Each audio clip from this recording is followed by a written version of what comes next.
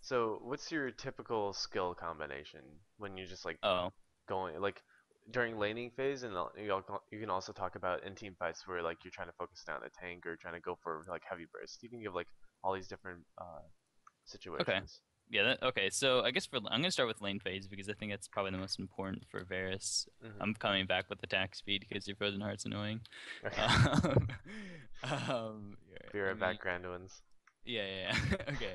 So usually, like for like kiting a AD, I guess it would have been better if you were an AD. But Hmm. like if you want to like abuse the lane opponent, like you can E, and then they're gonna start running back, and you basically want to kite them inside of your E. Hmm. And then after you kite them inside of your E, you just want to throw a Q out after your thing. But you usually want to hit your Q, but Yeah. you can choose not to.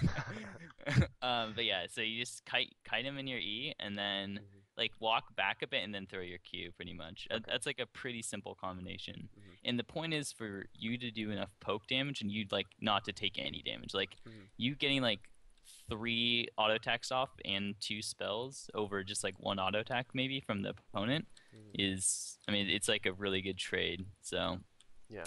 I think like the most important thing is for you to take the least amount of damage in that by kiting them inside of your E. And you do Uh, this by like just playing footsies because you have that extra movement speed on them, right?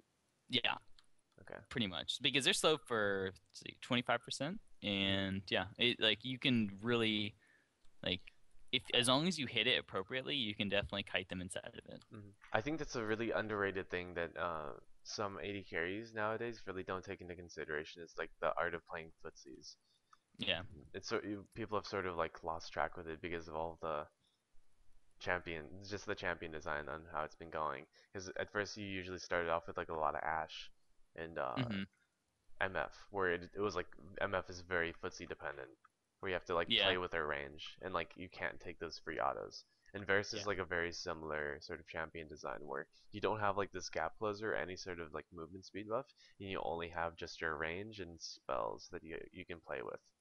Yeah.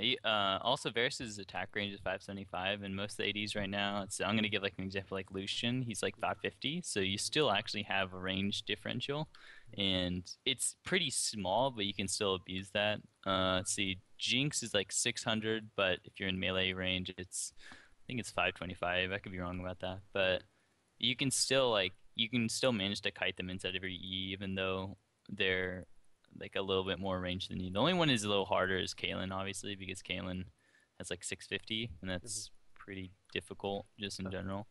So Uh, with talking about the ranges, like how do you manage to get the CS early on, at least against like these AD carry picks with like a little bit higher range, or just they have that huge threat of just heavy burst like Lucian? okay, so like with the huge threat like Lucian, because he's got like a ton of burst damage, Hmm.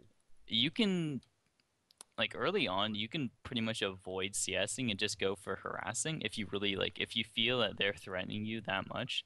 Hmm. Like I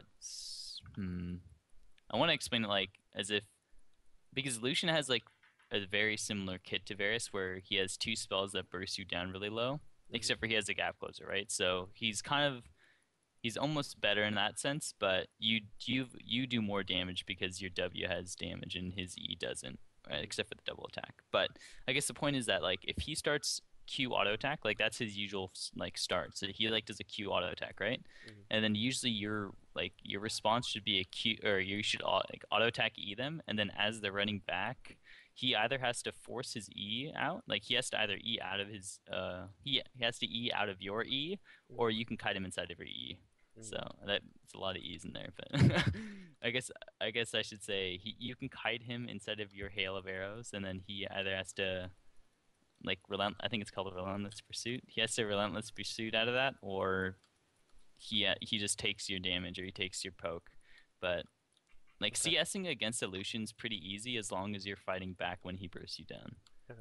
Okay.